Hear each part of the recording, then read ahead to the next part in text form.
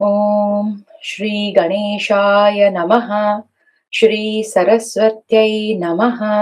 श्री वेदव्यासाय नमः।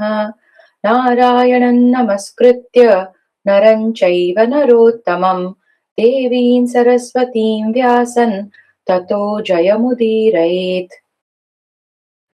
चतुर्विंशत्यधिक शततमोऽध्यायः। इंद्र और प्रहलाद की कथा। शील का प्रभाव। शील के अभाव में धर्म सत्य सदाचार बल और लक्ष्मी के न रहने का वर्णन। युधिष्ठिर उवाच। युधिष्ठिर ने पूछा, नरश्रेष्ठ पितामह, भूमंडल के ये सभी मनुष्य सर्वप्रथम धर्म के अनुरूप शील की ही अधिक प्रशंसा करते हैं। अतः इस विषय में मुझे बड़ा भारी संदेह हो गया है। धर्मात्माओं में श्रेष्ठ यदि मैं उसे जान सकूं तो जिस प्रकार शील की उपलब्धि होती है वह सब सुनना चाहता हूं। भारत, वह शील कैसे प्राप्त होता है यह सुनने की मेरी बड़ी इच्छा है। वक्ताओं में श्रेष्ठ पितामह, उसका क्या लक्षण बताया गया है यह मुझसे कहिए। भीष्म उवाच।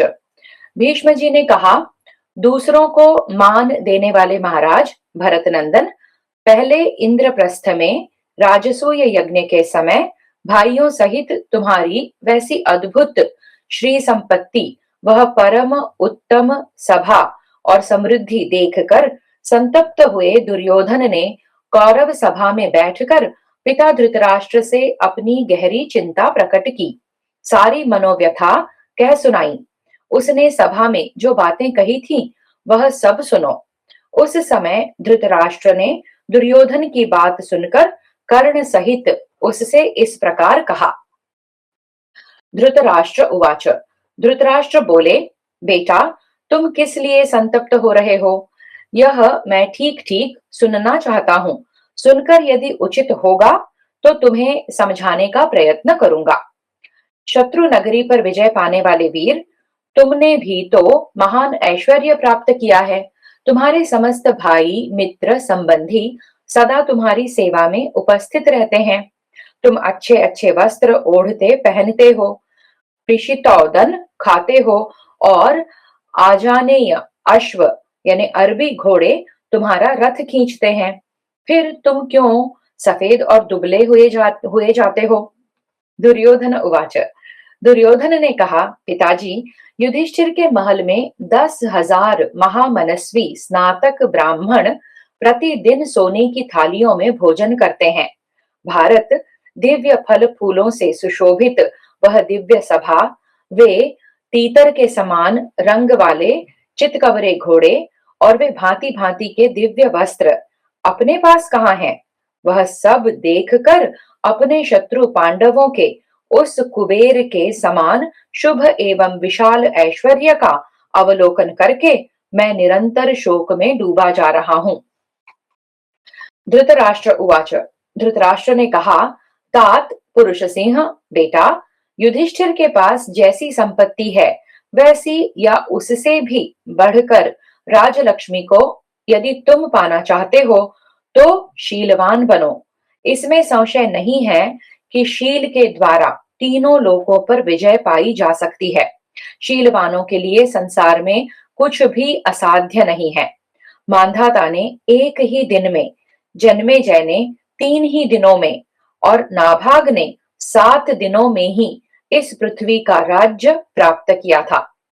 ये सभी राजा शीलवान और दयालु थे, अतः उनके द्वारा गुणों के मोल खरीदी हुई यह पृथ्वी स्वयं ही उनके पास आई थी।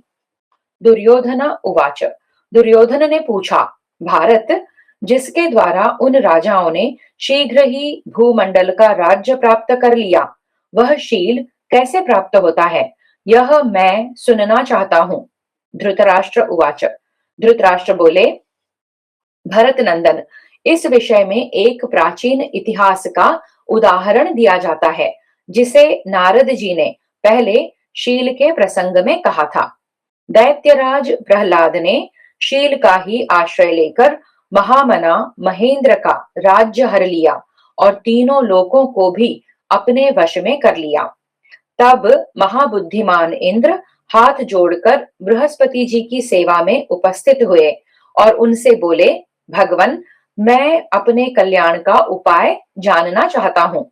कुरुश्रेष्ठ, तब भगवान बृहस्पति ने उन देवेंद्र को कल्याणकारी परम ज्ञान का उपदेश दिया। तत्पश्चात इतना ही श्रेय यानी कल्याण का उपाय है, ऐसा बृहस्पति ने कहा। तब इंद्र ने फिर पूछा, इससे विशेष वस्तु क्या है? बृहस्पतिरुवाच, बृहस्पति ने कहा, तात सुरश्रेष्ठ, इससे भी विशेष महत्वपूर्ण वस्तु का ज्ञान महात्मा शुक्राचार्य को है। तुम्हारा कल्याण हो, तुम उन्हीं के पास जाकर पुनः उस वस्तु का ज्ञान प्राप्त करो। तब परम तेजस्वी महातपस्वी इंद्र ने प्रसन्नता पूर्वक शुक्राचार्य से पुनः अपने लिए श्रेय का ज्ञान प्राप्त किया। महात्मा भार्गव ने जब उन्हें उपदेश दे दिया, तब इंद्र ने पुनः शुक्राचार्य से पूछा, क्या इससे भी विशेष श्रेय है? तब सर्वज्ञ शुक्राचार्य ने कहा, महात्मा प्रहलाद को इससे विशेष श्रेय का ज्ञान है। यह सुनकर इंद्र बड़े प्रसन्न हुए। तदनंतर बुद्धिमान इंद्र ब्राह्मण का रूप धारण करके प्रहलाद के पास गए और बोले, राजन, मैं श्रेय जानना चाहता हूँ। प्रहलाद ने ब्राह्मण से कहा, द्विजश्रेष्ठ, त्रिलोकी के राज्य की व्यवस्था में व्यस्त रहने के कारण मेरे पास समय नहीं है, अतः मैं आपको उपदेश नहीं दे सकूंगा। यह सुनकर ब्राह्मण ने कहा, राजन, जब आपको अवसर मिले उसी समय मैं आपसे सर्वोत्तम आचरणीय धर्म का उपदेश ग्रहण करना चाहता हूँ। ब्राह्मण की इस बात से राजा प्रहलाद को बड़ी प्रसन्नता हुई। उन्होंने तथास्तु कहकर उसकी बात मान ली और शुभ समय में उसे ज्ञान का तत्व प्रदान किया।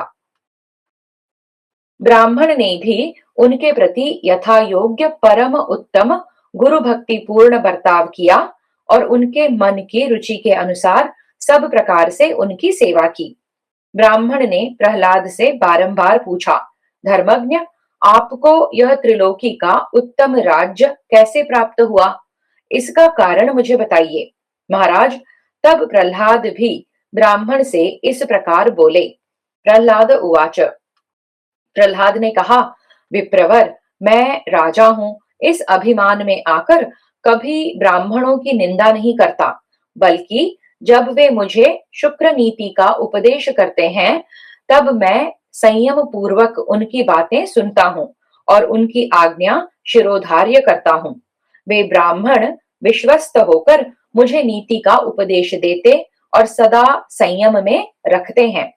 मैं सदा ही यथाशक्ति शुक्राचार्य के बताए हुए नीति मार्ग पर चलता, ब्राह्मणों की सेवा करता, किसी के दोष नहीं देखता और धर्म में मन लगाता हूँ। क्रोध को जीतकर मन और इंद्रियों को काबू में किए रहता हूँ।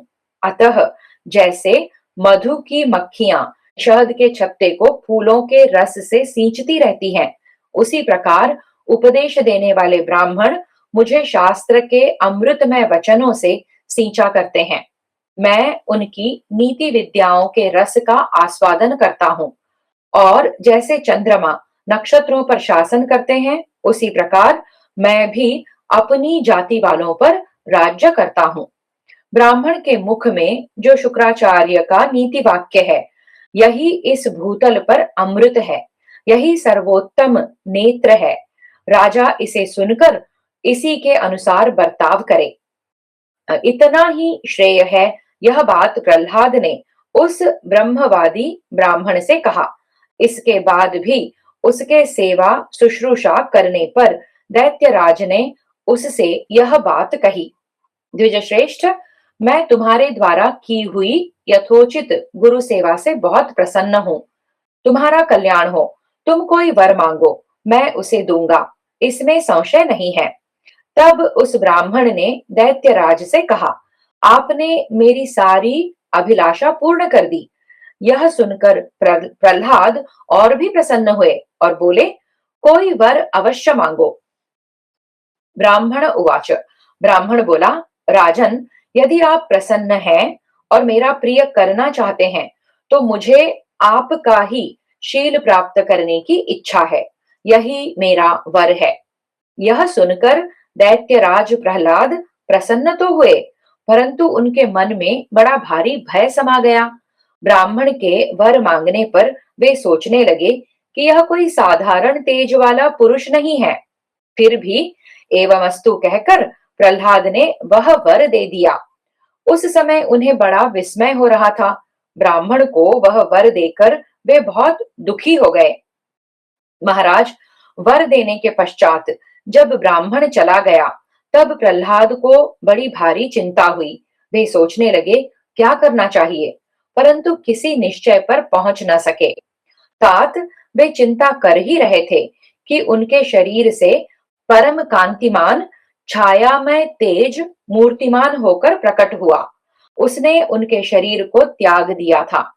प्रहलाद ने उस विशाल काय पुरुष से पूछा, आप कौन हैं? उसने उत्तर दिया, मैं शील हूं। तुमने मुझे त्याग दिया है, इसीलिए मैं जा रहा हूं। राजन, अब मैं उस अनिंदित श्रेष्ठ ब्राह्मण के शरीर में निवास करूंगा, जो प्रतिदिन तुम्हारा शिष्य बनकर यहाँ बड़ी सावधानी के साथ रहता था। प्रभो, ऐसा कहकर शील अदृश्य हो गया और इंद्र के शरीर में समा गया। उस तेज के चले जाने पर प्रहलाद के शरीर से दूसरा वैसा ही तेज प्रकट हुआ। प्रहलाद ने पूछा, आप कौन हैं? उसने उत्तर दिया, प्रहलाद, मुझे धर्म समझो। जहां वह श्रेष्ठ ब्राह्मण है, वहीं जाऊंगा। दैत्यराज, जहां शील होता है, वहीं मैं भी रहता हूं। महाराज, तदनंतर महात्मा प्रहलाद के शरीर से एक तीसरा पुरुष प्रकट हुआ, जो अपने तेज से प्रज्वलित सा हो रहा था। आप कौन हैं? यह प्रश्न होने पर उस महातेजस्वी ने उत्तर दिया, असुरेंद्र, मुझे सत्य समझो। मैं अब धर्म के पीछे पीछे जाऊंगा। सत्य के चले जाने पर प्रहलाद के शरीर से दूसरा महापुरुष प्रकट हुआ। परिचय पूछने पर उस महाबली ने उत्तर दिया, प्रहलाद, मुझे सदाचार समझो। जहां सत्य होता है, वहीं मैं भी रहता हूं। उसके चले जाने पर प्रहलाद के शरीर से महान शब्द करता हुआ पुनः एक पुरुष प्रकट हुआ। उसने पूछने पर बताया, मुझे बल समझो। जहां सदाचार होता है, वहीं मेरा भी स्थान है। नरेश्वर, ऐसा कहकर बल सदाचार के पीछे चला गया। तत्पश्चात प्रहलाद के शरीर से एक प्रभामयी देवी प्रकट हुई। दैत्यराज ने उससे पूछा, आप कौन हैं? वह बोली, मैं लक्ष्मी हूं। सत्य पराक्रमी वीर, मैं स्वयं ही आकर तुम्हारे शरीर में निवास करती थी, परंतु अब तुमने मुझे त्याग दिया, इसलिए चली जाऊंगी, क्योंकि मैं बल की अनुगामिनी हूं। तब महात्मा प्रहलाद को बड़ा भय हुआ। उन्होंने पुनः पूछा, कमलालय, तुम कहाँ जा रही हो? तुम तो सत्यव्रता देवी और संपूर्ण जगत की परमेश्वरी हो। वह श्रेष्ठ ब्राह्मण कौन था, यह मैं ठीक ठीक जानना चाहता हूं। श्रीरुवाच, लक्ष्मी ने कहा, प्रभो, तुमने जिसे उपदेश दिया है, उस ब्रह्मचारी ब्राह्मण के रूप में साक्षात इंद्र थे। तीनों लोकों में जो तुम्हारा ऐश्वर्य फैला हुआ था, वह उन्होंने हर लिया। धर्मज्ञ, तुमने शील के द्वारा ही तीनों लोकों पर विजय पाई थी। प्रभो, यह जानकर ही सुरेंद्र ने तुम्हारे शील का अपहरण कर लिया है। महाप्राज्ञ, धर्म, सत्य, सदाचार, बल और मैं लक्ष्मी, ये सब सदा शील के ही आधार पर रहते हैं। शील ही इन सब की जड़ है, इसमें संशय नहीं है। भीष्म उवाच, भीष्म जी कहते हैं, युधिष्ठिर, यो कहकर लक्ष्मी तथा वे शील आदि समस्त सद्गुण इंद्र के पास चले गए। इस कथा को सुनकर दुर्योधन ने पुनः अपने पिता से कहा, कौरव नंदन, मैं शील का तत्व जानना चाहता हूँ। शील जिस तरह प्राप्त हो सके, वह उपाय भी मुझे बताइए। धृतराष्ट्र उवाच, धृतराष्ट्र ने कहा, नरेश्वर, शील का स्वरूप और उसे पाने का उपाय, ये दोनों बातें महात्मा प्रहलाद ने पहले ही बताई हैं। मैं संक्षेप से शील की प्राप्ति का उपाय मात्र बता रहा हूं, ध्यान देकर सुनो। मन, वाणी और क्रिया द्वारा किसी भी प्राणी से द्रोह न करना, सब पर दया करना और यथाशक्ति दान देना, यह शील कहलाता है, जिसकी सब लोग प्रशंसा करते हैं। अपना जो भी पुरुषार्थ और कर्म दूसरों के लिए हितकर न हो अथवा जिसे करने में संकोच का अनुभव होता हो, उसे किसी तरह नहीं करना चाहिए। जो कर्म जिस प्रकार करने से भरी सभा में मनुष्य की प्रशंसा हो, उसे उसी प्रकार करना चाहिए। कुरुश्रेष्ठ, यह तुम्हें थोड़े में शील का स्वरूप बताया गया है। तात नरेश्वर, यद्यपि कहीं कहीं शीलहीन मनुष्य भी राजलक्ष्मी को प्राप्त कर लेता है, तथापि वे चिरकाल तक उसका उपभोग नहीं कर पाते और जड़ मूल सहित नष्ट हो जाते हैं। बेटा, यदि तुम युधिष्ठिर से भी अच्छी संपत्ति प्राप्त करना चाहो, तो इस उपदेश को यथार्थ रूप से समझकर शीलवान बनो। भीष्म उवाच। भीष्म जी कहते हैं, कुंती नंदन, राजा धृतराष्ट्र ने अपने पुत्र को यह उपदेश दिया था, तुम भी इसका आचरण करो, इससे तुम्हें भी वही फल प्राप्त होगा।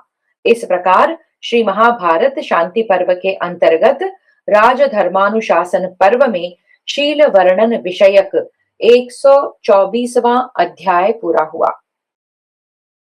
पंचविंशत्यधिक शततमोऽध्यायः। युधिष्ठिर का आशा विषयक प्रश्न। उत्तर में राजा सुमित्र और ऋषभ नामक ऋषि के इतिहास का आरंभ। उसमें राजा सुमित्र का एक मृग के पीछे दौड़ना। युधिष्ठिर उवाच। युधिष्ठिर ने पूछा, पितामह, आपने पुरुष में शील को ही प्रधान बताया है। अब मैं यह जानना चाहता हूं कि आशा की उत्पत्ति कैसे हुई, आशा क्या है, यह भी मुझे बताइए। शत्रु नगरी पर विजय पाने वाले पितामह, मेरे मन में यह महान संशय उत्पन्न हुआ है। इसका निवारण करने वाला आपके सिवा दूसरा कोई नहीं है। पितामह, दुर्योधन पर मेरी बड़ी भारी आशा थी कि युद्ध का अवसर उपस्थित होने पर वह उचित कार्य करेगा। प्रभो, मैं समझता था कि वह युद्ध किए बिना ही मुझे आधा राज्य लौटा देगा। प्रायः सभी मनुष्यों के हृदय में कोई न कोई बड़ी आशा पैदा होती ही है। उसके भंग होने पर महान दुख होता है, किसी किसी की मृत्यु तक हो जाती है, इसमें संशय नहीं है। राजेंद्र, उस दुरात्मा धृतराष्ट्र पुत्र ने मुझ दुर्बुद्धि को हताश कर दिया। देखिए मैं कैसा मंदभाग्य हूँ। राजन, मैं आशा को वृक्ष सहित पर्वत से भी बहुत बड़ी मानता हूँ, अथवा वह आकाश से भी बढ़कर अप्रमेय है। कुरुश्रेष्ठ, वह अचिंत्य और परम दुर्लभ है, उसे जीतना कठिन है। उसके दुर्लभ या दुर्जय होने के कारण ही मैं उसे इतनी बड़ी देखता और समझता हूँ। भला आशा से बढ़कर दुर्लभ और क्या है? भीष्म उवाच। भीष्म जी ने कहा, युधिष्ठिर, इस विषय में मैं राजा सुमित्र तथा वृषभ मुनि का पूर्व घटित इतिहास तुम्हें बताऊंगा, उसे ध्यान देकर सुनो। राजर्षि सुमित्र है वंशी राजा थे। एक दिन वे शिकार खेलने के लिए वन में गए। वहां उन्होंने झुकी हुई गांठ वाले बाण से एक मृग को घायल करके उसका पीछा करना आरंभ किया। वह मृग बहुत तेज दौड़ने वाला था। वह राजा का बाण लिए दिए भाग चला।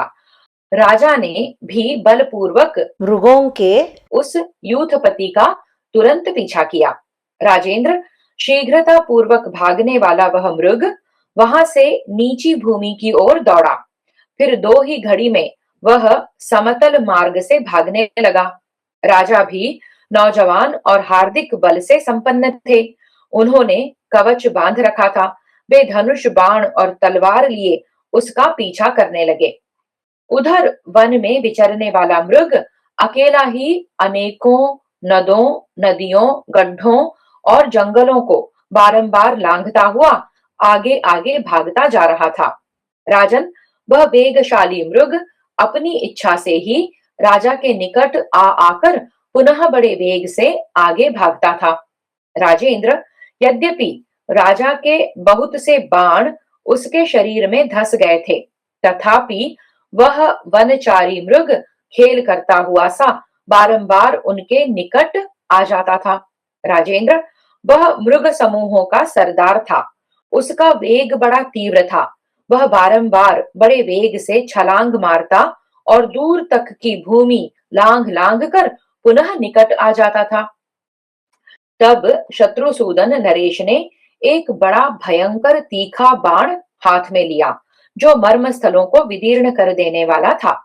उस श्रेष्ठ बाण को उन्होंने धनुष पर रखा। यह देख मृगों का वह यूथपति राजा के बाण का मार्ग छोड़कर 2 कोस दूर जा पहुंचा और हंसता हुआ सा खड़ा हो गया। जब राजा का वह तेजस्वी बाण पृथ्वी पर गिर पड़ा, तब मृग एक महान वन में घुस गया। राजा ने उस समय भी उसका पीछा नहीं छोड़ा। इस प्रकार श्री महाभारत शांति पर्व के अंतर्गत राजधर्मानुशासन पर्व में ऋषभ गीता विषयक 125वां अध्याय पूरा हुआ। षड्विंशत्यधिकशततमोऽध्यायः। राजा सुमित्र का मृग की खोज करते हुए तपस्वी मुनियों के आश्रम पर पहुंचना और उनसे आशा के विषय में प्रश्न करना। भीष्म उवाच। भीष्म जी कहते हैं, युधिष्ठिर, उस महान वन में प्रवेश करके राजा सुमित्र तापसों के आश्रम पर जा पहुंचे और वहां थक कर बैठ गए। वे परिश्रम से पीड़ित और भूख से व्याकुल हो रहे थे। उस अवस्था में धनुष धारण किए राजा सुमित्र को देखकर बहुत से ऋषि उनके पास आए और सब ने मिलकर उनका विधि पूर्वक स्वागत सत्कार किया। ऋषियों द्वारा किए गए उस स्वागत सत्कार को ग्रहण करके राजा ने भी उन सब तापसों से उनकी तपस्या की भली भांति वृद्धि होने का समाचार पूछा। उन तपस्या के धनी महर्षियों ने राजा के वचनों को सादर ग्रहण करके उन नृप श्रेष्ठ के वहां आने का प्रयोजन पूछा।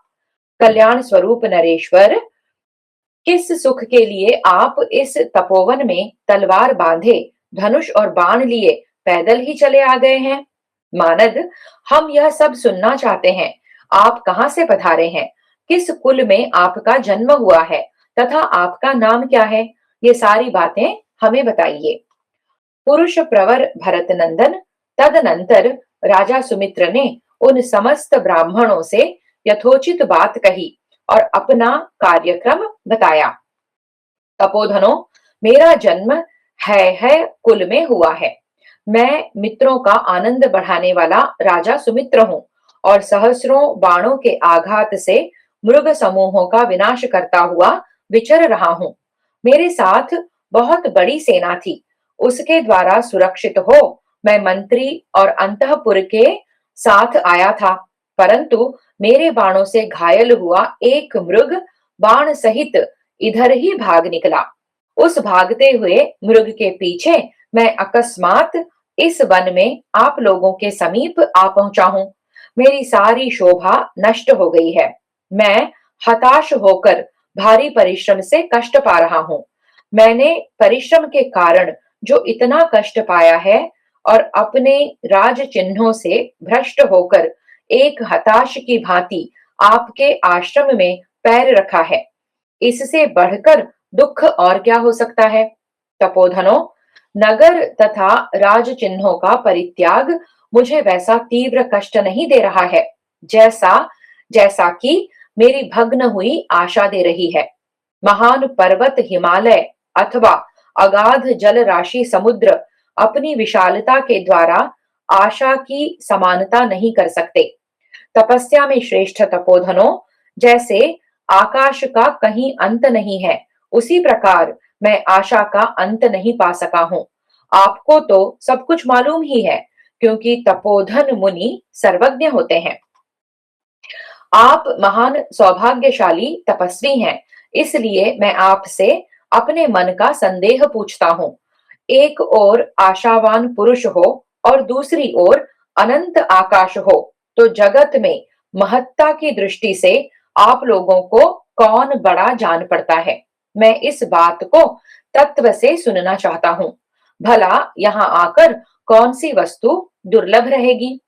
यदि आपके लिए सदा यह कोई गोपनीय रहस्य न हो, तो शीघ्र इसका वर्णन कीजिए। विप्रवरों, मैं आप लोगों से ऐसी कोई बात नहीं सुनना चाहता जो गोपनीय रहस्य हो।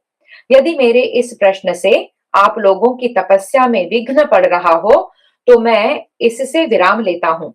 और यदि आपके पास बातचीत का समय हो, तो जो प्रश्न मैंने उपस्थित किया है, इसका आप समाधान करें। मैं इस आशा के कारण और सामर्थ्य के विषय में ठीक ठीक सुनना चाहता हूँ।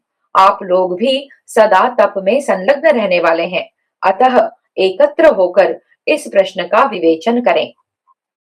इस प्रकार श्री महाभारत शांति पर्व के अंतर्गत राजधर्मानुशासन पर्व में ऋषभ गीता विषयक 126वां अध्याय पूरा हुआ। सप्तविंशत्यधिक शततमोऽध्यायः। ऋषभ का राजा सुमित्र को वीरद्युम्न और तनु मुनि का वृत्तांत सुनाना। भीष्म उवाच। भीष्म जी कहते हैं, युधिष्ठिर, तदनंतर उन समस्त ऋषियों में से मुनि श्रेष्ठ ब्रह्मर्षि ऋषभ ने विस्मित होकर इस प्रकार कहा। नृपश्रेष्ठ, पहले की बात है, मैं सब तीर्थों में विचरण करता हुआ भगवान नारायण के दिव्य आश्रम में जा पहुंचा।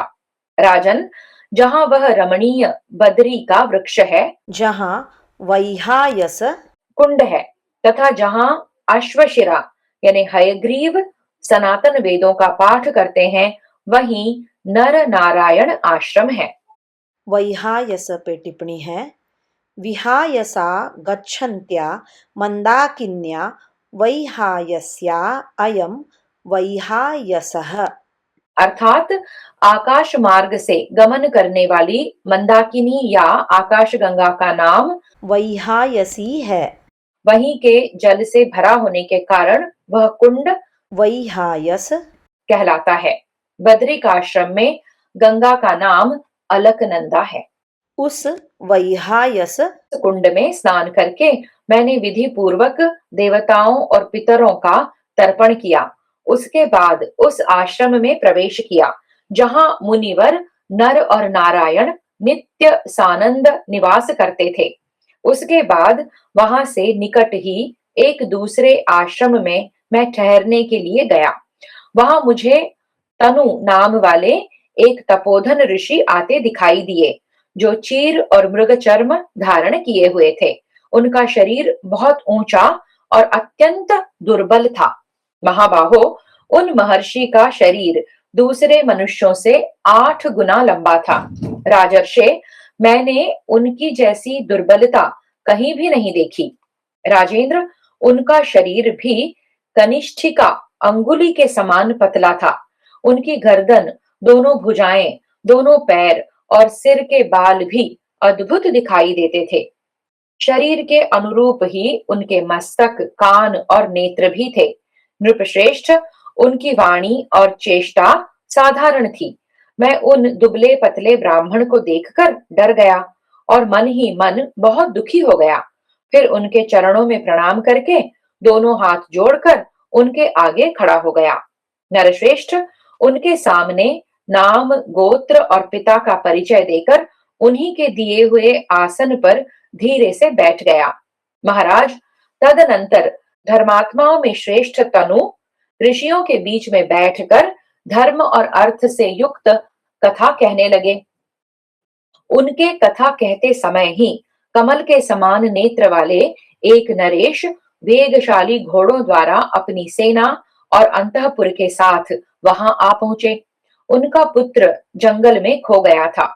उसकी याद करके वे बहुत दुखी हो रहे थे। उनके पुत्र का नाम था भूरिद्युम्न और वे उसके महायशस्वी पिता श्रीमान वीरद्युम्न थे। यहाँ उस पुत्र को अवश्य देखूंगा, यहाँ वह निश्चय ही दिखाई देगा। इसी आशा से बंधे हुए पृथ्वीपति राजा वीरद्युम्न उन दिनों उस वन में विचर रहे थे। वह बड़ा धर्मात्मा था। अब उसका दर्शन होना अवश्य ही मेरे लिए दुर्लभ है। एक ही बेटा था, वह भी इस विशाल वन में खो गया। इन्हीं बातों को वे बार बार दोहराते थे। मेरे लिए उसका दर्शन दुर्लभ है, तो भी मेरे मन में उसके मिलने की बड़ी भारी आशा लगी हुई है। उस आशा ने मेरे संपूर्ण शरीर पर अधिकार कर लिया है। इसमें संदेह नहीं कि मैं उसके लिए मौत को भी स्वीकार कर लेना चाहता हूँ। राजा की यह बात सुनकर मुनियों में श्रेष्ठ भगवान तनु नीचे सिर किए ध्यान मग्न हो 2 घड़ी तक चुपचाप बैठे रह गए। उनको चिंतन करते देख परम दुखी हुए नरेश दीन हृदय हो मंद मंद वाणी में बारंबार इस प्रकार कहने लगे, देवर्षे, कौन वस्तु दुर्लभ है और आशा से भी बड़ा क्या है? यदि आपकी दृष्टि में यह बात मुझसे छिपाने योग्य न हो तो आप इसे अवश्य बतावें। मुनिरुवाच। तब मुनि ने कहा, राजन, आपके उस पुत्र ने पहले कभी मूढ़ बुद्धि का आश्रय लेकर अपने दुर्भाग्य के कारण एक पूजनीय महर्षि का अपमान कर दिया था। राजन, वे उससे एक सुवर्ण में कलश और वल्कल मांग रहे थे। आपके पुत्र ने अवहेलना करके भी महर्षि की वह इच्छा पूरी नहीं की। इससे वे विप्र ऋषि अत्यंत खिन्न और निराश हो गए थे। ऋषभ कहते हैं, नरश्रेष्ठ, उनके ऐसा कहने पर उन लोक पूजित महर्षि को प्रणाम करके धर्मात्मा राजा वीरद्युम्न तुम्हारे ही समान थक कर शिथिल हो गए। तत्पश्चात उन महर्षि ने तपोवन में प्रचलित शिष्टाचार की विधि से राजा को पाद्य और अर्घ्य आदि सब वस्तुएं अर्पित की। पुरुष सिंह, तब वे सभी मुनि नरश्रेष्ठ वीरद्युम्न को सब ओर से घेर कर उनके पास बैठ गए, मानो सप्तर्षि ध्रुव को चारों ओर से घेर कर शोभा पा रहे हों। उन सब ने वहां उन अपराजित नरेश से उस आश्रम पर पधारने का सारा प्रयोजन पूछा।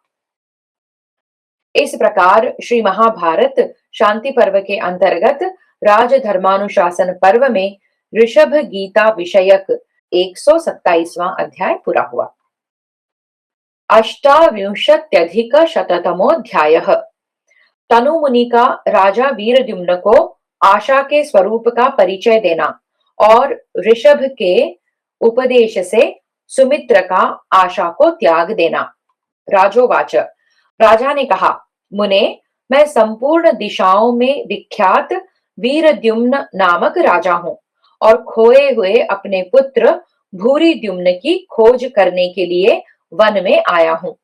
निष्पाप विप्रवर, मेरे एक ही वह पुत्र था, वह भी बालक ही था। इस वन में आने पर वह कहीं दिखाई नहीं दे रहा है। उसी को खोजने के लिए मैं चारों ओर विचर रहा हूँ। ऋषभ उवाच। ऋषभ कहते हैं, राजन, राजा के ऐसा कहने पर वे मुनि नीचे मुंह किए चुपचाप बैठे ही रह गए। राजा को कुछ उत्तर न दे सके।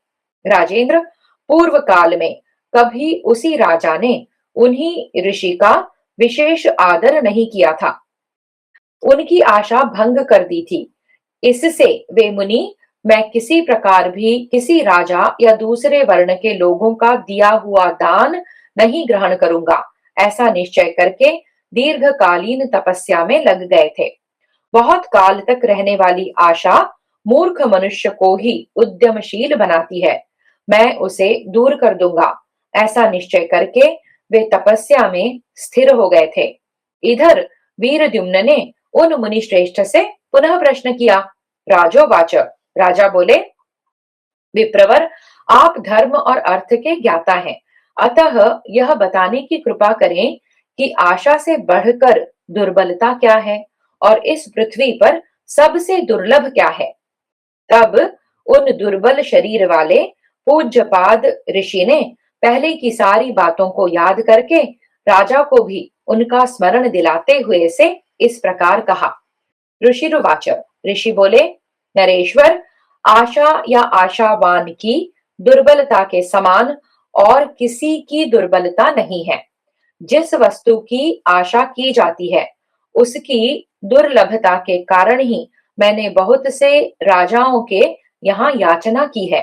राजोवाच, राजा ने कहा, ब्राह्मण, मैंने आपके कहने से यह अच्छी तरह समझ लिया कि जो आशा से बंधा हुआ है वह दुर्बल है और जिसने आशा को जीत लिया है वह पुष्ट है। द्विज श्रेष्ठ, आपकी इस बात को भी मैंने वेद वाक्य की भांति ग्रहण किया कि जिस वस्तु की आशा की जाती है वह अत्यंत दुर्लभ होती है। महाप्राज्ञ मुने, किंतु मेरे मन में एक संशय है जिसे पूछ रहा हूँ, आप उसे यथार्थ रूप से बताने की कृपा करें। मुनि श्रेष्ठ, यदि कोई वस्तु आपके लिए गोपनीय या छिपाने योग्य न हो तो आप यह बतावें कि आपसे भी बढ़कर अत्यंत दुर्बल वस्तु क्या है। कृश उवाच, दुर्बल शरीर वाले मुनि ने कहा, तात, जो याचक धैर्य धारण कर सके, अर्थात किसी वस्तु की आवश्यकता होने पर भी उसके लिए किसी से याचना न करे, वह दुर्लभ है। एवं जो याचना करने वाले याचक की अवहेलना न करे, आदर पूर्वक उसकी इच्छा पूर्ण करे, ऐसा पुरुष संसार में अत्यंत दुर्लभ है। जब मनुष्य सत्कार करके याचक को आशा दिलाकर भी उसका शक्ति के अनुसार यथा योग्य उपकार नहीं करता, उस स्थिति में संपूर्ण भूतों के मन में जो आशा होती है वह मुझसे भी अत्यंत कृश होती है। कृतघ्न, नृशंस, आलसी तथा दूसरों का अपकार करने वाले पुरुषों में जो आशा होती है वह कभी पूर्ण न होने के कारण चिंता से दुर्बल बना देती है, इसलिए वह मुझसे भी अत्यंत कृश है। इकलौते बेटे का बाप जब अपने पुत्र के खो जाने या परदेश में चले जाने पर उसका कोई समाचार नहीं जान पाता, तब उसके मन में जो आशा रहती है वह मुझसे भी अत्यंत कृश होती है।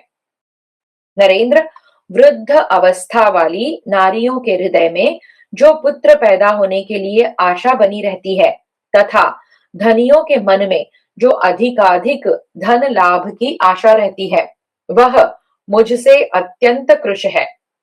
तरुण अवस्था आने पर विवाह की चर्चा सुनकर ब्याह की इच्छा रखने वाली कन्याओं के हृदय में जो आशा होती है वह मुझसे भी अत्यंत कृश होती है। टिप्पणी है यहाँ, आशा को अत्यंत कृश कहने का तात्पर्य यह है कि वह मनुष्य को अत्यंत कृश बना देती है। राजन, ब्राह्मण श्रेष्ठ, उस ऋषि की वह बात सुनकर राजा अपनी रानी के साथ उनके चरणों का मस्तक से स्पर्श करके वहीं गिर पड़े। राजोवाच, राजा बोले, भगवन, मैं आपको प्रसन्न करना चाहता हूँ, मुझे अपने पुत्र से मिलने की बड़ी इच्छा है। द्विज श्रेष्ठ, आपने मुझसे इस समय जो कुछ कहा है, आपका यह सारा कथन सत्य है, इसमें संदेह नहीं। तब धर्मात्माओं में श्रेष्ठ भगवान तनु ने हंसकर अपनी तपस्या और शास्त्र ज्ञान के प्रभाव से राजकुमार को शीघ्र वहां बुला दिया। इस प्रकार उनके पुत्र को वहां बुलाकर तथा राजा को उलाहना देकर धर्मात्माओं में श्रेष्ठ तनु मुनि ने उन्हें अपने साक्षात धर्म स्वरूप का दर्शन कराया। दिव्य और अद्भुत दिखाई देने वाले अपने स्वरूप का उन्हें दर्शन कराकर क्रोध और पाप से रहित तनु मुनि निकटवर्ती वन में चले गए। ऋषभ मुनि कहते हैं, राजन, मैंने यह सब कुछ अपनी आंखों देखा है और मुनि का वह कथन भी अपने कानों सुना है। ऐसे ही तुम भी शरीर को अत्यंत कृश बना देने वाली इस मृग विषयक दुराशा को शीघ्र ही त्याग दो। भीष्म उवाच, भीष्म जी कहते हैं, राजन, महात्मा ऋषभ के ऐसा कहने पर सुमित्र ने शरीर को अत्यंत दुर्बल बनाने वाली वह आशा तुरंत ही त्याग दी।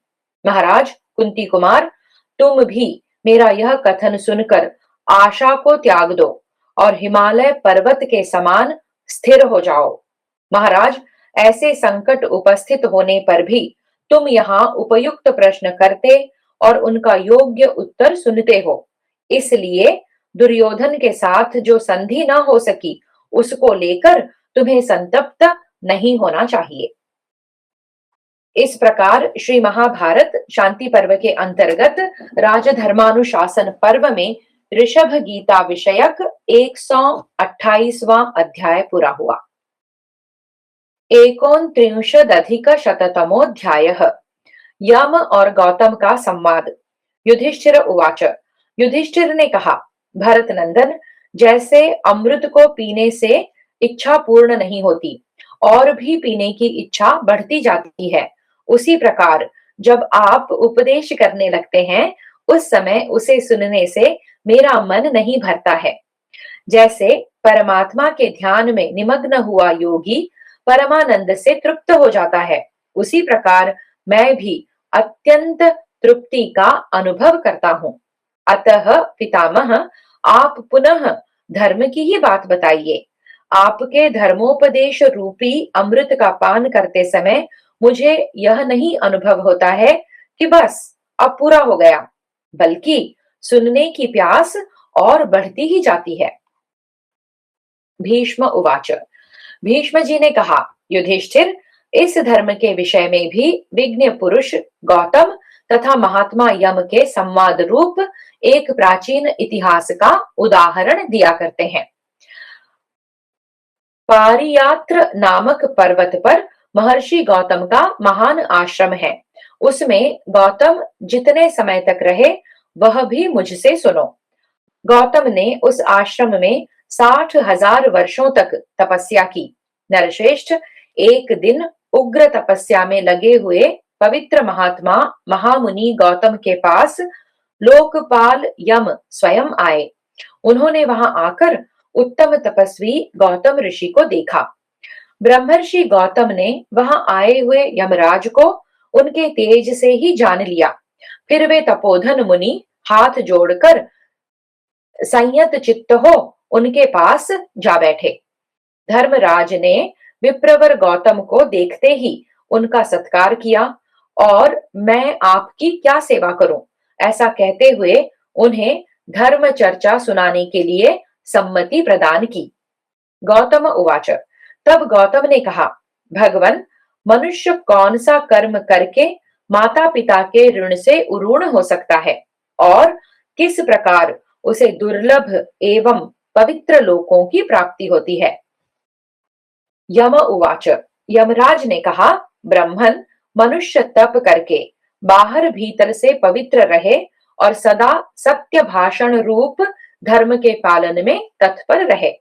यह सब करते हुए ही उसे नित्य प्रति माता पिता की सेवा पूजा करनी चाहिए। राजा को तो पर्याप्त दक्षिणाओं से युक्त अनेक अश्वमेध यज्ञों का अनुष्ठान भी करना चाहिए।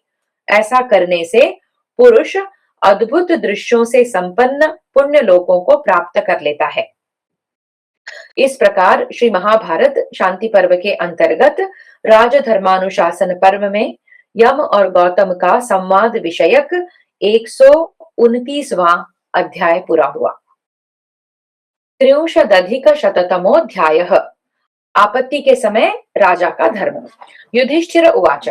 युधिष्ठिर ने पूछा, भारत, यदि राजा के शत्रु अधिक हो जाएं, मित्र उसका साथ छोड़ने लगें और सेना तथा खजाना भी नष्ट हो जाए, तो उसके लिए कौन सा मार्ग हितकर है। दुष्ट मंत्री ही जिसका सहायक हो, इसीलिए जो श्रेष्ठ परामर्श से भ्रष्ट हो गया हो एवं राज्य से जिसके भ्रष्ट हो जाने की संभावना हो और जिसे अपनी उन्नति का कोई श्रेष्ठ उपाय न दिखाई देता हो, उसके लिए क्या कर्तव्य है। जो शत्रु सेना पर आक्रमण करके शत्रु के राज्य को रौंद रहा हो, इतने ही में कोई बलवान राजा उस पर चढ़ाई कर दे, तो उसके साथ युद्ध में लगे हुए उस दुर्बल राजा के लिए क्या आश्रय है। जिसने अपने राज्य की रक्षा नहीं की हो, जिसे देश और काल का ज्ञान नहीं हो, अत्यंत पीड़ा देने के कारण जिसके लिए साम अथवा भेद नीति का प्रयोग असंभव हो जाए, उसके लिए क्या करना उचित है? वह जीवन की रक्षा करे या धन के साधन की, उसके लिए क्या करने में भलाई है? भीष्म उवाच। भीष्म जी ने कहा, धर्मनंदन, भरत श्रेष्ठ युधिष्ठिर, यह तो तुमने मुझसे बड़ा गोपनीय विषय पूछा है। यदि तुम्हारे द्वारा प्रश्न न किया गया होता तो मैं इस समय इस संकटकालिक धर्म के विषय में कुछ भी नहीं कह सकता था। भरत भूषण, धर्म का विषय बड़ा सूक्ष्म है। शास्त्र वचनों के अनुशीलन से उसका बोध होता है। शास्त्र श्रवण करने के पश्चात अपने सदाचरणों द्वारा उसका सेवन करके साधु जीवन व्यतीत करने वाला पुरुष कहीं कोई बिरला ही होता है। बुद्धि पूर्वक किए हुए कर्म यानी कि प्रयत्न से मनुष्य धनाढ्य भी हो सकता है और नहीं भी हो सकता है।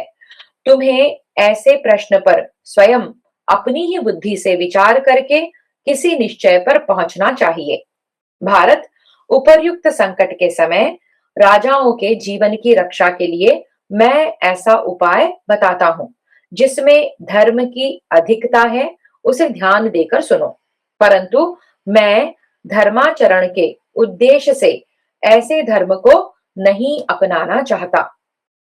आपत्ति के समय भी यदि प्रजा को दुख देकर धन वसूल किया जाता है तो पीछे वह राजा के लिए विनाश के तुल्य सिद्ध होता है। आश्रय लेने योग्य जितनी बुद्धियां हैं उन सब का यही निश्चय है।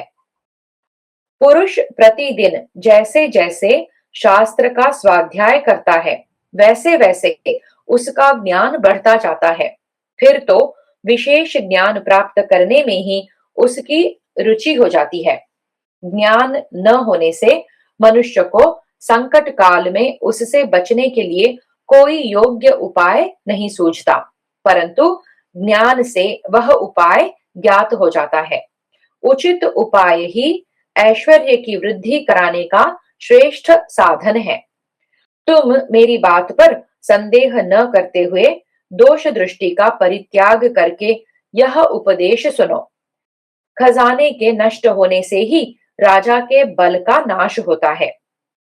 जैसे मनुष्य निर्जल स्थानों से भी खोदकर जल निकाल लेता है, उसी प्रकार राजा संकट काल में निर्धन प्रजा से भी यथासाध्य धन लेकर अपना खजाना बढ़ावे, फिर अच्छा समय आने पर उस धन के द्वारा प्रजा पर अनुग्रह करे। यही सनातन काल से चला आने वाला धर्म है। पूर्ववर्ती राजाओं ने भी आपत्ति काल में इस उपाय धर्म को पाकर इसका आचरण किया है। भारत, सामर्थ्यशाली पुरुषों का धर्म दूसरा है और आपत्तिग्रस्त मनुष्यों का दूसरा। अतः पहले कोष संग्रह कर लेने पर राजा के लिए धर्म पालन का अवसर प्राप्त होता है, क्योंकि जीवन निर्वाह का साधन प्राप्त करना धर्म से भी बड़ा है। दुर्बल मनुष्य धर्म को पाकर भी न्यायोचित जीविका नहीं उपलब्ध कर पाता है। धर्माचरण करने से बल की प्राप्ति अवश्य हो जाएगी, यह निश्चित रूप से नहीं कहा जा सकता। इसलिए आपत्ति काल में अधर्म भी धर्म रूप सुना जाता है, परंतु विद्वान पुरुष ऐसा मानते हैं कि आपत्ति काल में भी धर्म के विरुद्ध आचरण करने से अधर्म होता ही है। आपत्ति दूर होने के बाद क्षत्रियों को क्या करना चाहिए? वह प्रायश्चित्त करे या प्रजा से कर लेना छोड़ दे। यह संशय उपस्थित होता है। इसका समाधान यह है कि वह ऐसा बर्ताव करे जिससे उसके धर्म को हानि न पहुंचे तथा उसे शत्रु के अधीन न होना पड़े। विद्वानों ने उसके लिए यही कर्तव्य बतलाया है। वह किसी तरह अपने आप को संकट में न डाले। संकट काल में मनुष्य अपने या दूसरे के धर्म की ओर न देखे, अपितु संपूर्ण हृदय से सभी उपायों द्वारा अपने आप के ही उद्धार की अभिलाषा करे, यही सबका निश्चय है। तात धर्मज्ञ पुरुषों का निश्चय जैसे उनकी धर्म विषयक निपुणता को सूचित करता है, उसी प्रकार बाहुबल से अपनी उन्नति के लिए उद्योग करना क्षत्रिय की निपुणता का सूचक है। यह श्रुति का निर्णय है। भरतनंदन, क्षत्रिय यदि आजीविका से रहित हो जाए तो वह तपस्वी और ब्राह्मण का धन छोड़कर और किसी का धन नहीं ले सकता है, अर्थात सभी का ले सकता है। जैसे ब्राह्मण यदि जीविका के अभाव में कष्ट पा रहा हो तो वह यज्ञ के अनधिकारी से भी यज्ञ करा सकता है तथा प्राण बचाने के लिए न खाने योग्य अन्न को भी खा सकता है।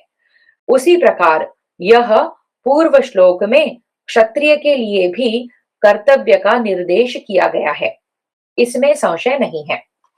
आपदग्रस्त मनुष्य के लिए कौन सा द्वार नहीं है? वह जिस ओर से निकल भागे वही उसके लिए द्वार है। कैदी के लिए कौन सा बुरा मार्ग है? वह बिना मार्ग के भी भाग कर आत्मरक्षा कर सके तो ऐसा प्रयत्न कर सकता है। मनुष्य जब आपत्ति में घिरा होता है तब वह बिना दरवाजे के भी भाग निकलता है। खजाना और सेना न रहने से जिस क्षत्रिय को सब लोगों की ओर से पराभव प्राप्त होने की संभावना हो, उसी के लिए उपर्युक्त बातें बताई गई हैं। भीख मांगने और वैश्य या शूद्र की जीविका अपनाने का क्षत्रिय के लिए विधान नहीं है, परंतु जब अपनी जाति के लिए प्रतिपादित धर्म का अवलंबन करके जीवन निर्वाह न कर सके तब उसके लिए स्वधर्म से विपरीत वृत्ति भी बताई गई है। क्योंकि आपत्ति काल में प्रथम कल्प अर्थात स्वधर्मानुकूल वृत्ति का त्याग करने वाले पुरुष के लिए अपने से नीचे वर्ण की वृत्ति से जीविका चलाने का विधान है। जो आपत्ति में पड़ा हो वह धर्म के विपरीत आचरण द्वारा जीवन निर्वाह कर सकता है। जीविका क्षीण होने पर ब्राह्मणों में ऐसा व्यवहार देखा गया है। फिर क्षत्रिय के लिए कैसे संदेह किया जा सकता है? उसके लिए भी सदा यही निश्चित है कि वह आपत्ति काल में विशिष्ट अर्थात धनवान पुरुषों से बलपूर्वक धन ग्रहण करे। धन के अभाव में वह किसी तरह कष्ट न भोगे। विद्वान पुरुष क्षत्रिय को प्रजा का रक्षक और विनाशक भी मानते हैं। अतः क्षत्रिय बंधु को प्रजा की रक्षा करते हुए ही धन ग्रहण करना चाहिए। राजन, इस संसार में किसी की भी ऐसी वृत्ति नहीं है जो हिंसा से शून्य हो।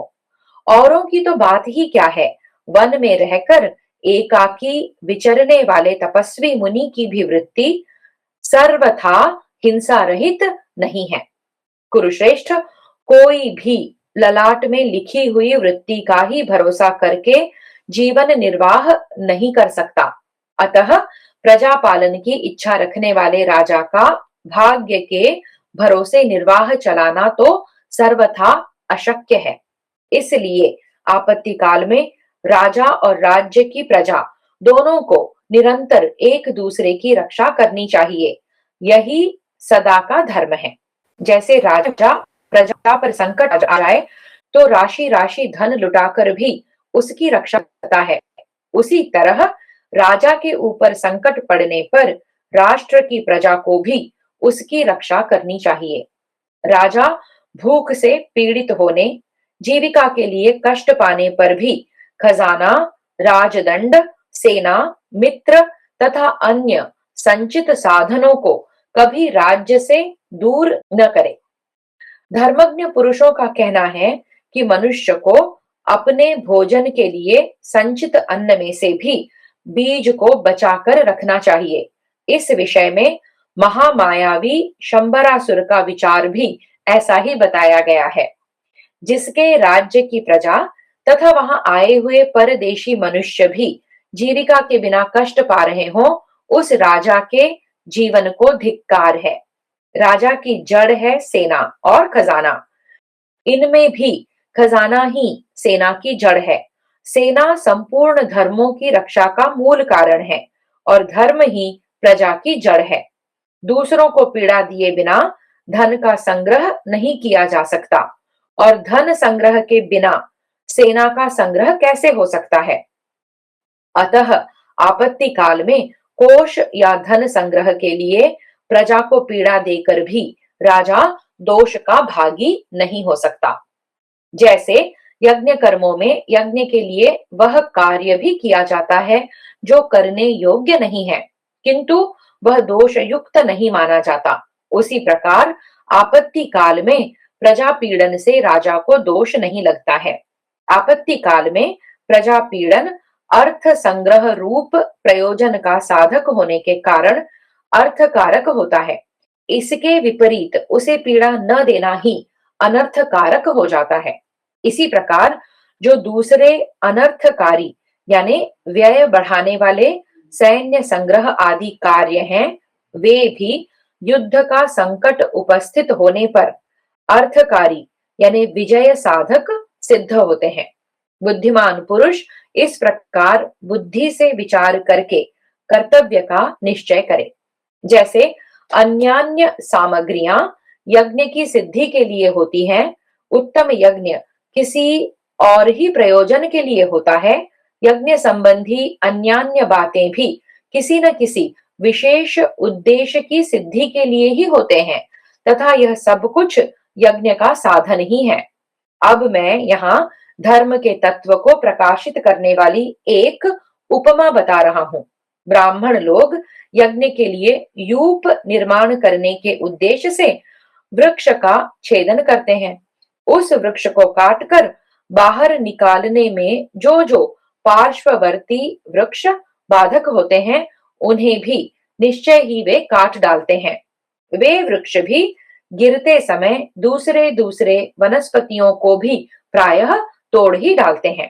परंतप इस प्रकार जो मनुष्य प्रजा रक्षा के लिए किए जाने वाले महान कोश के संग्रह में बाधा उपस्थित करते हैं, उनका वध किए बिना इस कार्य में मुझे सफलता होती नहीं दिखाई देती। धन से मनुष्य इहलोक और परलोक दोनों पर विजय पाता है तथा सत्य और धर्म का भी संपादन कर लेता है, परंतु निर्धन को इस कार्य में वैसी सफलता नहीं मिलती। उसका अस्तित्व नहीं के बराबर होता है। भरत नंदन, यज्ञ करने के उद्देश्य को लेकर सभी उपायों से धन का संग्रह करें। इस प्रकार करने और न करने योग्य कर्म बन जाने पर भी कर्ता को अन्य अवसरों के समान दोष नहीं लगता। राजन पृथ्वीनाथ, धन का संग्रह और उसका त्याग ये दोनों एक व्यक्ति में एक ही साथ किसी तरह नहीं रह सकते, क्योंकि मैं वन में रहने वाले त्यागी महात्माओं को कहीं भी धन में बढ़ा चढ़ा नहीं देखता। यहाँ इस पृथ्वी पर यह जो कुछ भी धन देखा जाता है, यह मेरा हो जाए, यह मेरा हो जाए, ऐसी ही अभिलाषा सभी लोगों की रहती है। परंतप राजा के लिए राज्य की रक्षा के समान दूसरा कोई धर्म नहीं है। अभी जिस धर्म की चर्चा की गई है, वह केवल राजाओं के लिए आपत्ति काल में ही आचरण में लाने योग्य है, अन्यथा नहीं। कुछ लोग दान से, कुछ लोग यज्ञ कर्म करने से, कुछ तपस्वी तपस्या करने से, कुछ लोग बुद्धि से और अन्य बहुत से मनुष्य कार्य कौशल से धन राशि प्राप्त कर लेते हैं। निर्धन को दुर्बल कहा जाता है। धन से मनुष्य बलवान होता है। धनवान को सब कुछ सुलभ है।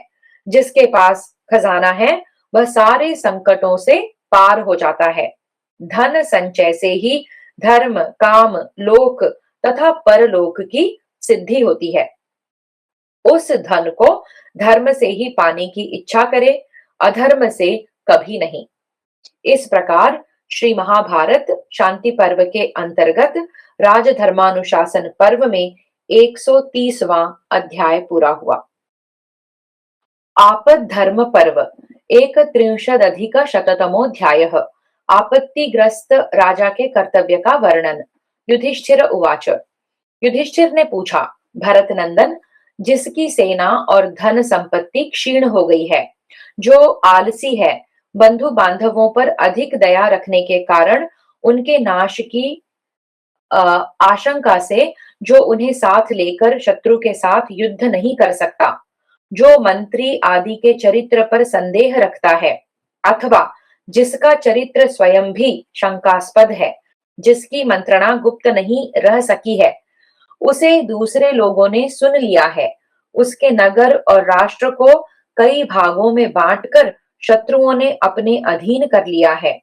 इसीलिए जिसके पास द्रव्य का भी संग्रह नहीं रह गया है, द्रव्याभाव के कारण ही समादर न पाने से जिसके मित्र साथ छोड़ चुके हैं, मंत्री भी शत्रुओं द्वारा फोड़ लिए गए हैं, जिस पर शत्रु दल का आक्रमण हो गया हो, जो दुर्बल होकर बलवान शत्रु के द्वारा पीड़ित हो और विपत्ति में पड़कर जिसका चित्त घबरा उठा हो, उसके लिए कौन सा कार्य शेष रह जाता है?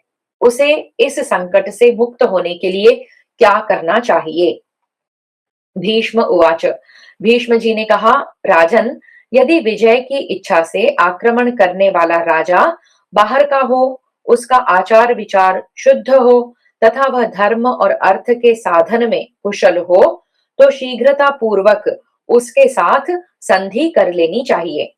और जो ग्राम तथा नगर अपने पूर्वजों के अधिकार में रहे हों, वे यदि आक्रमणकारी के हाथ में चले गए हों, तो उसे मधुर वचनों द्वारा समझा बुझाकर उसके हाथ से छुड़ाने की चेष्टा करें। जो विजय चाहने वाला शत्रु अधर्म परायण हो तथा बलवान होने के साथ ही पाप पूर्ण विचार रखता हो, उसके साथ अपना कुछ खोकर भी संधि कर लेने की ही इच्छा रखे, अथवा आवश्यकता हो तो अपनी राजधानी को भी छोड़कर बहुत सा द्रव्य देकर उस विपत्ति से पार हो जाए। यदि वह जीवित रहे तो राजोचित गुण से युक्त होने पर पुनः धन का उपार्जन कर सकता है। खजाना और सेना का त्याग कर देने से ही जहां विपत्तियों को पार किया जा सके, ऐसी परिस्थिति में कौन अर्थ और धर्म का ज्ञाता पुरुष अपनी सबसे अधिक मूल्यवान वस्तु शरीर का त्याग करेगा? शत्रु का आक्रमण हो जाने पर राजा को सबसे पहले अपने अंतःपुर की रक्षा का प्रयत्न करना चाहिए। यदि वहां शत्रु का अधिकार हो जाए, तब उधर से अपनी मोह ममता हटा लेनी चाहिए, क्योंकि शत्रु के अधिकार में गए हुए धन और परिवार पर दया रखना किस काम का? जहां तक संभव हो, अपने आप को किसी तरह भी शत्रु के हाथ में नहीं फंसने देना चाहिए। युधिष्ठिर उवाच। युधिष्ठिर ने पूछा, पितामह, यदि बाहर राष्ट्र और दुर्ग आदि पर आक्रमण करके शत्रु उसे पीड़ा दे रहे हों और भीतर मंत्री आदि भी कुपित हों, खजाना खाली हो गया हो और राजा का गुप्त रहस्य सबके कानों में पड़ गया हो, तब उसे क्या करना चाहिए? भीष्म उवाच। भीष्म जी ने कहा, राजन, उस अवस्था में राजा या तो शीघ्र ही संधि का विचार कर ले, अथवा जल्दी से जल्दी दुस्सह पराक्रम करके शत्रु को राज्य से निकाल बाहर करे।